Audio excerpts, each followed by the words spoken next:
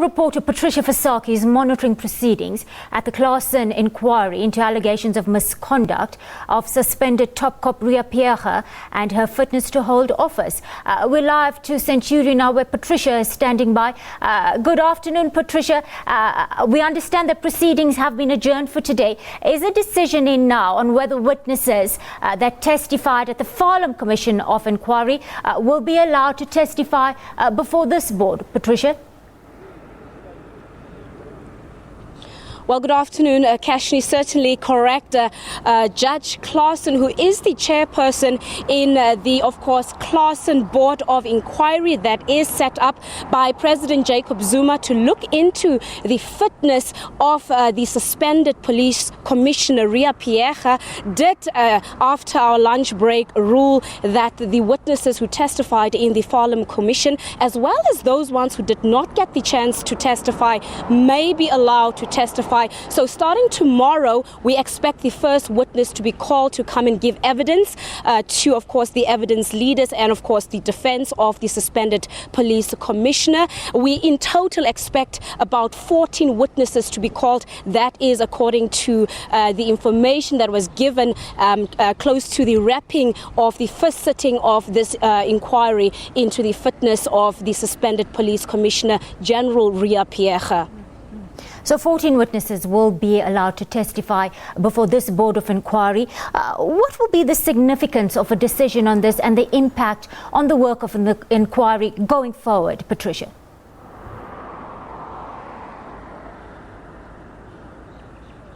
I've just lost you there. It's a little bit noisy here. We are standing all right, let's try in that. The street, so of course all the right, signal Patricia. is not very good. Can you just repeat that question for us, Of course please? I can, Patricia. What's the significance of a decision like this? The fact that these 14 witnesses are now going to testify before this particular Board of Inquiry, how will it impact on the work of the board going forward?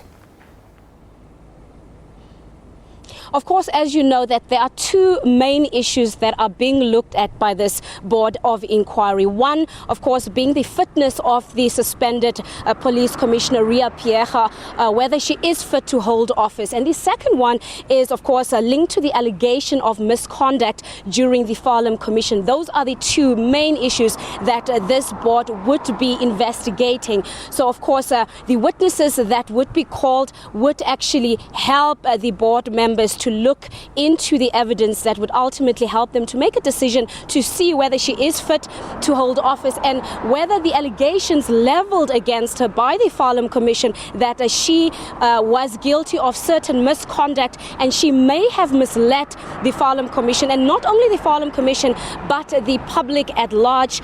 She was accused of misleading the public, concealing certain crucial information and not disclosing all the content that was needed, that is, of course, linked to the August 2012 Marikana tragedy, where we saw about 44 people killed. We heard, of course, the Farlam Commission linking the suspended police commissioner, saying that she was fully aware of what was happening there and that some of the meetings that took place and some of the decisions that she have authorized to give the green light to what is called the tactical option, the option that led to the second spree of killings that happened at Marikana, that she was aware of that, and that is actually what has brought us to this inquiry. So the witnesses that are going to take this stand, they're going to play a vital role in bringing forward new evidence, bringing forward new information, and perhaps information that was even missed during the Farlam Commission to get clarity Patricia, on what exactly, number one, happened during the Marikana tragedy and whether the suspended police commissioner was honest, was transparent, and that whether she disclosed all the information and evidence needed when she testified during the Farlam Commission. All right, Patricia, if you can hear me, Phiyaga has been very vociferous, very vocal in articulating her intent to challenge these findings of the Farlam Commission before our courts. One wonders how this will impact on the inquiry. Could it perhaps be put on hold pending the matter if she does go to the courts? We understand the Commission has just 5 weeks to wrap up its work. Well, certainly, that is one of the sensitive matters right now that we're actually all wondering about, because there have been rumors that she might be approaching the North Gauteng High Court, where she actually would be asking the North Gauteng High Court to actually set aside the findings of the Farlam Commission, and also ask the High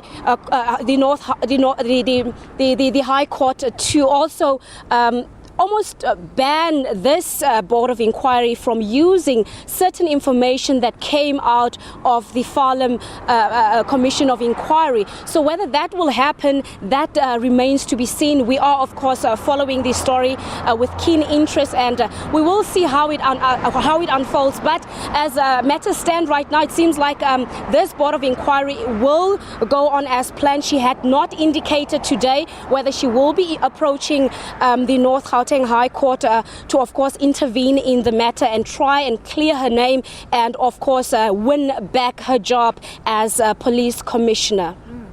Thank you, Patricia. That was Patricia Visagie coming to us from Centurion in northern Johannesburg. She's tracking the Claassen inquiry into fitness to hold office by suspended Police Commissioner Ria Phiyaga. Proceedings there have been adjourned for the day. Now, we'll be bringing you rolling live coverage of that Board of Inquiry, so do keep it locked on to the SABC News channel.